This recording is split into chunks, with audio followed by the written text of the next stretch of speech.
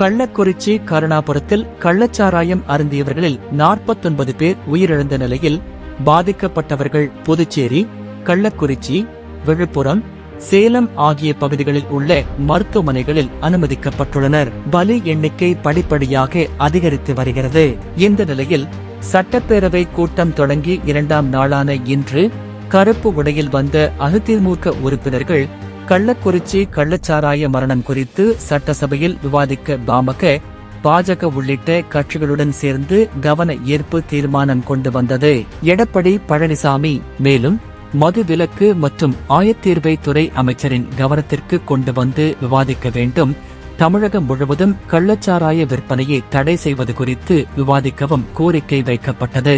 மேலும் சட்டப்பேரவை நிகழ்வுகளை ஒத்திவைத்துவிட்டு இவைகளை விவாதிக்க வேண்டும் என அதிமுக, பாஜக உறுப்பினர்கள் அமளியில் ஈடுபட்டனர். அமளியில் ஈடுபடுபவர்களை வெளியேற்ற சபாநாயகர் உத்தரவிட்ட நிலையில் அதிமுக உறுப்பினர்கள் குண்டுகட்டாக சட்டப்பேரவையிலிருந்து வெளியேற்றப்பட்டனர். இந்த நிலையில் சட்டப்பேரவைக்கு வெளியே செய்தியாளர்களை சந்தித்த எதிர்க்கட்சித் தலைவர் எடப்பாடி பழனிசாமி, எங்களுக்கு கிடைத்த தகவலின்படி பல்வேறு மருத்துவமனைகளில் 96 பேர் சிகிச்சை பெற்று வருவதாகவும் 146 பேர் கள்ளச்சாராயம் குடித்து பாதிக்கப்பட்டதாகவும் தெரிகிறது.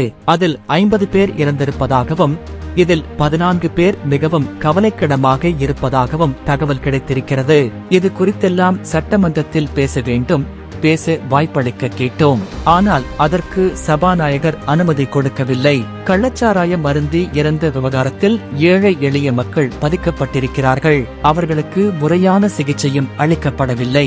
இது குறித்து பேச அனுமதிக்காமல் நடுநிலையோடு செயல்பட்டிருக்க வேண்டிய சபாநாயகர் எங்களை வெளியேற்றியது வருத்தமளிக்கிறது.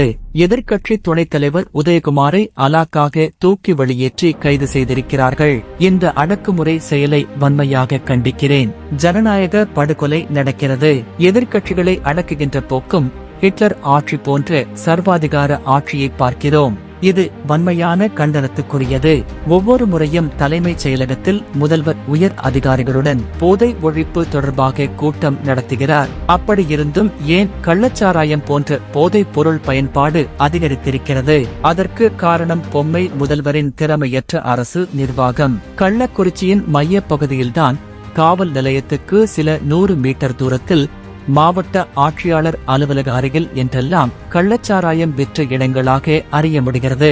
3 ஆண்டுகளாக இந்த விற்பனை நடப்பதாக கூறுகிறார்கள் எடப்பாடி பழனிசாமி.